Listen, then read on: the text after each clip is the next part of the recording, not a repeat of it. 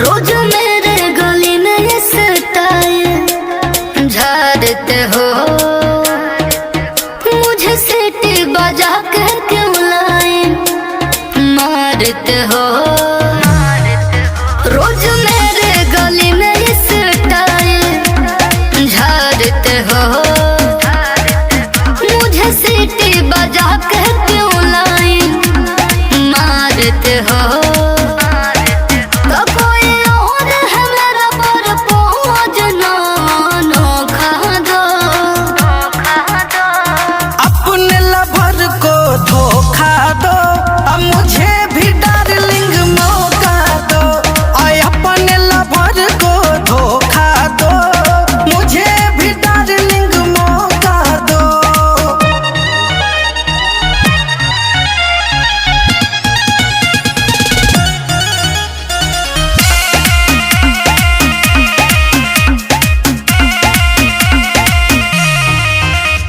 खर्चा मेरा उठाओगे क्या, शॉपिंग डिनर कराओगे क्या, बोलो कर लोगे।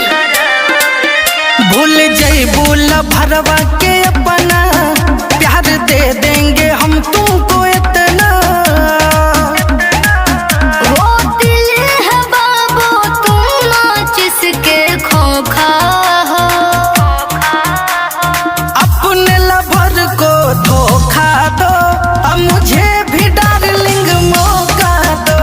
आय अपने लवर को धोखा दो मुझे भी डार्लिंग मौका दो।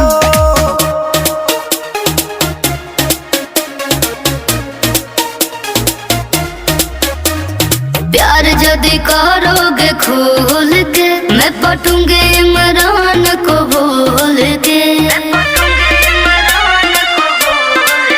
प्यार पालोगी राज करोगी, चांद नाम से ही नाच करोगी। हो मेरा बाबू तूफान है तुम तो हवा के झोंका हो, आय अपने लवर को धोखा दो अब मुझे भी डार्लिंग मौका दो। आय अपने लवर को धोखा दो मुझे भी डार्लिंग मौका दो।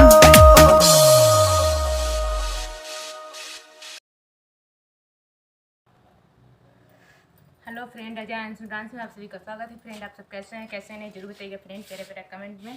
फ्रेंड आप सब बहुत ही अच्छे होंगे, खुश और स्वस्थ मस्त होंगे, अपने घर में खुश होंगे। फ्रेंड आप सबसे यही कहेंगे फ्रेंड कि मैंने बहुत ही प्यारा प्यारा सॉन्ग पे वीडियो बनाया है।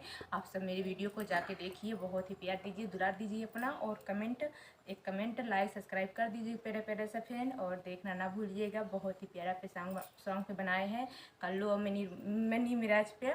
आप सब जाके देखिए सर्च करके अजय अंशु डांस पे। बहुत सारा प्यार दीजिए, दुलार दीजिए।